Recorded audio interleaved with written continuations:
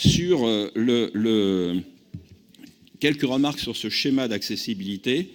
Moi, d'une part, je pense que quand on parle d'accessibilité, on parle toujours, et c'est important, il ne faut surtout pas lâcher là-dessus, la question de l'accessibilité pour les personnes handicapées. Je sais que ma collègue Magali Thibault y est sensible et y travaille dans le nouveau schéma autonomie. Par contre, mais en outre, nous avons beaucoup d'autres questions qui sont posées, et le président vient d'en souligner quelques-unes. D'abord, nous avons un département avec une importante précarité qui implique une très forte demande d'accès aux droits, un important non-recours dû à de nombreux facteurs, bas revenus soutenus par prestations sociales, mais disparité dans le recours au service social. Soulignons les cas de villes comme Aubervilliers, Saint-Denis, Saint-Ouen, Pantin, Montreuil, Noisy-le-Sec, etc., où sont constatés des niveaux de moindre recours qui ne correspondent pas à l'importance de la précarité sur ces territoires. L'éloignement des grands opérateurs. Plus ça va, moins on peut accéder à ces opérateurs. Je l'ai dit je ne sais combien de fois, que ce soit la CAF, je viendrai, il y a eu un accord, la CEPAM, la CNAV, etc., et un important besoin de coordination des politiques et actions éducatives dans un contexte où le taux de scolarisation est de 44%, 47% en Île-de-France. Il y a un langage administratif qui est très difficilement abordable et un virage numérique rapide avec un fort impact sur les populations et les professionnels. Le département de la Seine-Saint-Denis est donc particulièrement touché par ces questions d'accessibilité à l'administration. Alors, il y a des actions proposées qui me paraissent très intéressantes. L'équipe mobile interinstitutionnelle d'accès au droit avec la CAF, le passeport linguistique expérimental, facile à lire et à comprendre, expérimenté par la DPAPH, le développement de l'accès aux droits sociaux de tous les élèves, la simplification des outils numériques. Par contre, il y a des points d'alerte. Il est regrettable qu'on ne trouve qu'une seule fois les termes non-recours dans ce document. D'ailleurs, il y a certains de nos collègues qui disent qu'il y a trop de gens qui profitent alors qu'il y a des abus. Alors, en réalité, on est sur le non-recours d'une façon très, très importante sur notre département.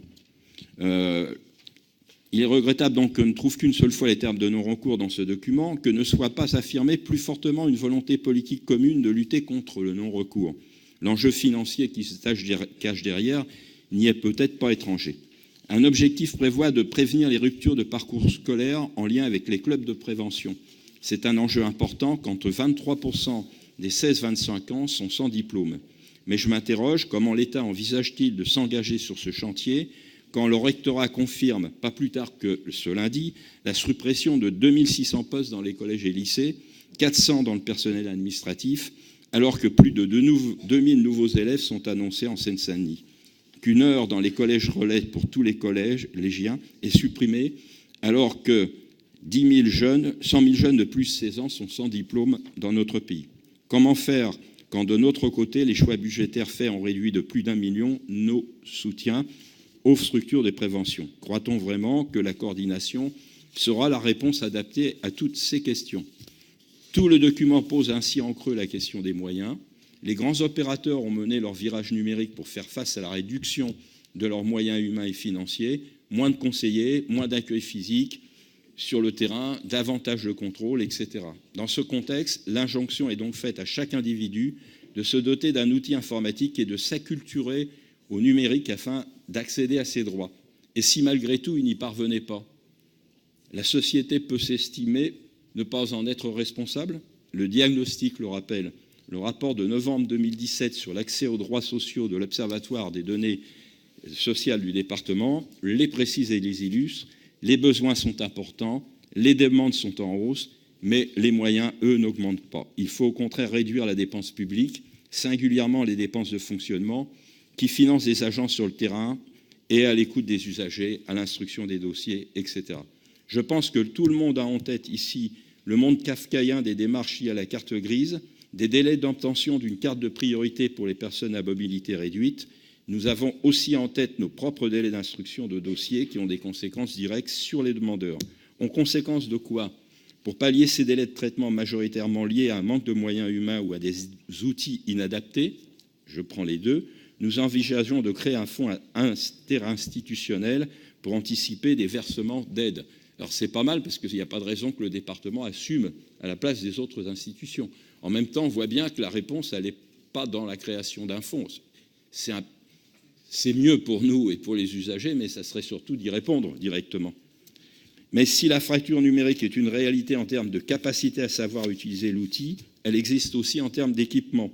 C'est pour cette raison que le rapport du Défenseur des droits relatif à la dématérialisation et aux inégalités d'accès aux services publics préconise notamment le maintien de plusieurs modalités d'accès aux services publics, dont l'accueil physique.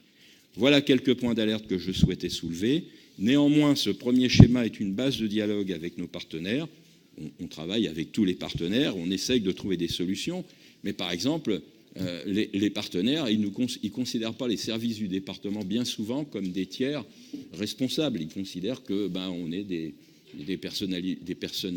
ce sont des personnels avec qui on ne peut pas avoir de rapport de confiance. On ne sait pas qui nous sommes en réalité.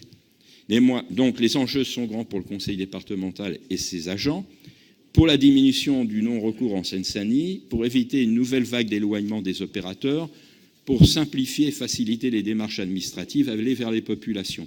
Mais tout cela ne pourra se faire sans questionner les moyens des uns et des autres mis au service d'une population dont on sait qu'elle est discriminée de multiples façons depuis des décennies.